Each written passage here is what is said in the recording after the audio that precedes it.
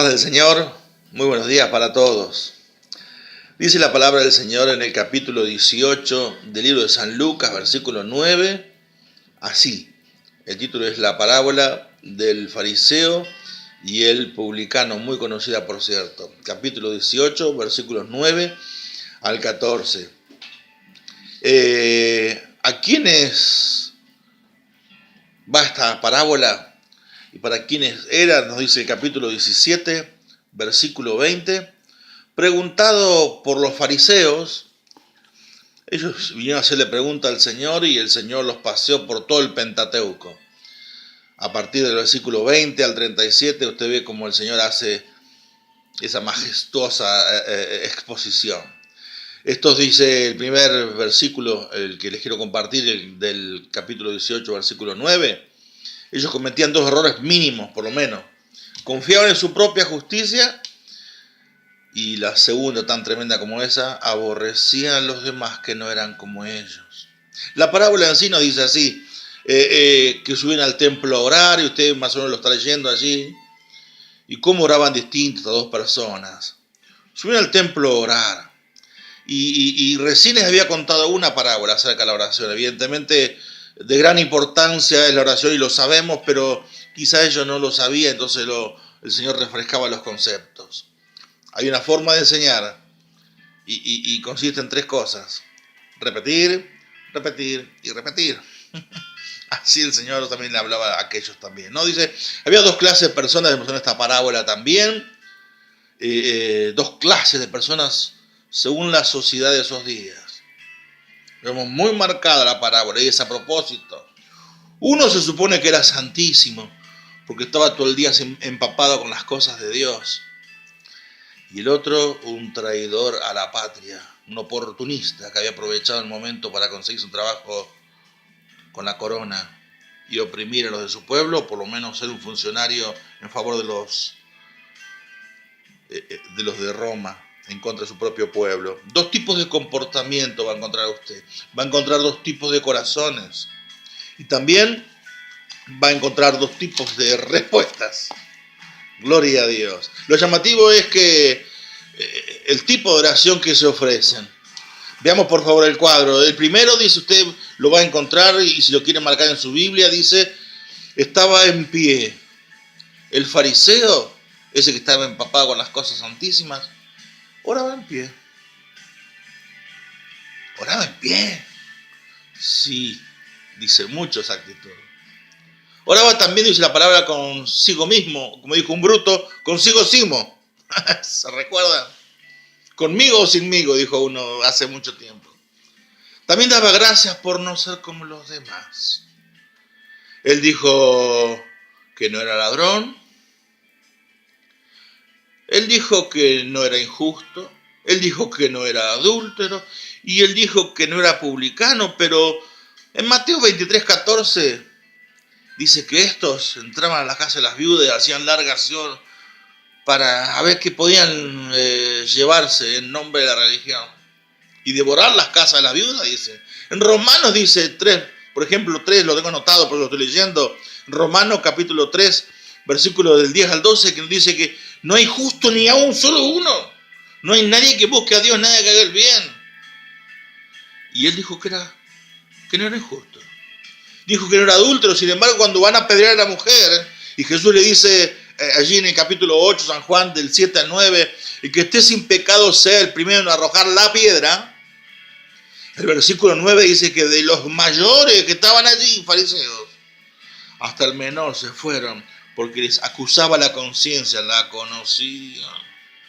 Se había hecho una visita de vez en cuando a esta mujer que ahora van a apedrear, que sabían dónde encontrarla y cuándo encontrarla. Dijo que no era un publicano, yo no pervierto las leyes. Sin embargo, le imponía leyes morales, costumbres propias a sus propios hermanos para que no pudieran llevar esa carga. Y él estaba excepto de esas medidas porque no cumplía eso que él imponía a los demás. Así nos dice la palabra del Señor en Mateo 23, versículo 4. Mencionó sus actitudes positivas. ayunaba 2 veces a la semana, ¿vio? Y daba el diezmo de todo. ¿Qué opina usted? Sin embargo, Isaías, hace poquito vimos en Isaías 58, del 3 y al 4, que se puede ayunar por motivos egoístas totales. Que yo quiero tratar de extorsionar a Dios, ayunando para que Él me tenga que responder. Y también en Mateo 23 nos dice que daban la mente y el eneldo, pero que no había justicia en sus comportamientos. Ninguno de ellos tenía justicia ni misericordia en el corazón. Sin embargo, nos dice la palabra de Dios en la misma parábola, que estaba el publicano y estaba lejos. Este fariseo entró hasta adelante al templo, al altar, voy a hablar con Dios.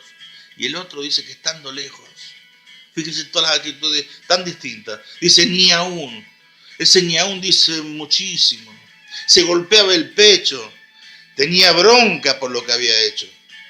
Pero ¿acaso no es eso el arrepentimiento? Fíjese, léalo. Estando lejos, versículo 13.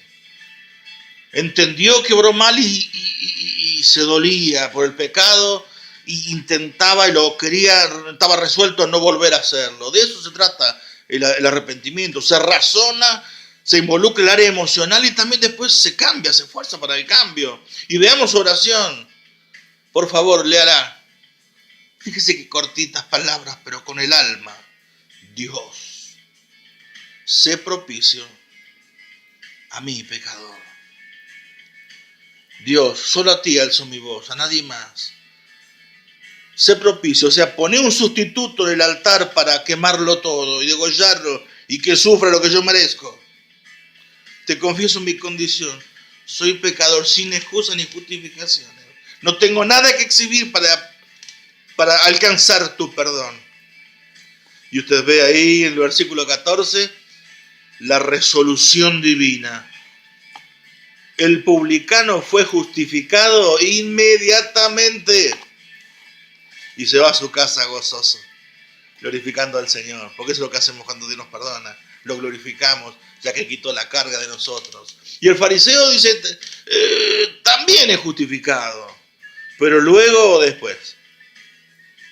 Cuando dice que primero se fue primero a su casa, significa que después también se fue el otro, lo involucra, ¿vio?